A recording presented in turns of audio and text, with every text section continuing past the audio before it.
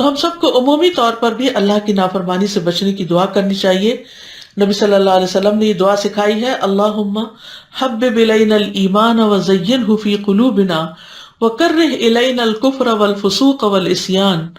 اے اللہ، ایمان کو ہمارے لیے محبوب بنا دے اور اسے ہمارے دلوں میں مزین کر دے، اور کفر اور نافرمانی اور گناہوں کو ہمارے لیے ناپسندیدہ بنا دے. تو اللہ سبحانہ وتعالی ہمیں اس کی توفیق عطا فرمائے. اور کرنے کے کام کیا ہیں؟ سب سے پہلے تو یہ کہ جس چیز کا آپ کو پتہ چل جائے کہ اللہ اور اس کے رسول نے حکم دیا ہے اسے کر لیں، اور جس چیز سے انہوں نے روکا ہے اس کو ختم کر دیں، اپنی زندگی سے نکال دیں. نمبر 2، جتنی استطاعت ہو اس کے مطابق آپ کی اطاعت کریں.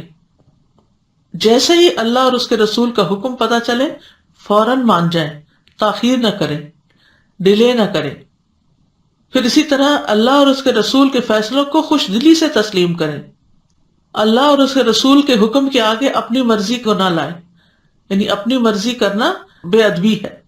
پھر آپ کے حکم پر فوری عمل کریں.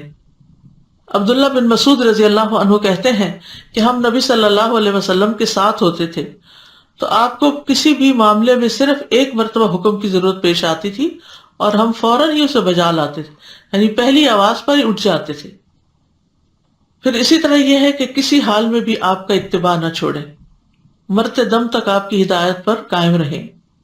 اور اسی طرح انبیاء اور صحابہ کرام تو ہمارے سامنے نہیں، لیکن ہمیں ہمیشہ ان سے بھی محبت رکھنی چاہیے.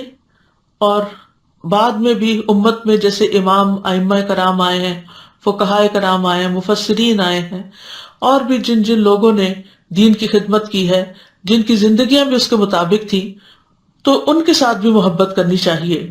اور اس محبت میں صرف زبانی کلامی محبت نہ ہو، بلکہ ان کا ساتھ پانے کے لیے سجدوں کی کثرت بھی کریں.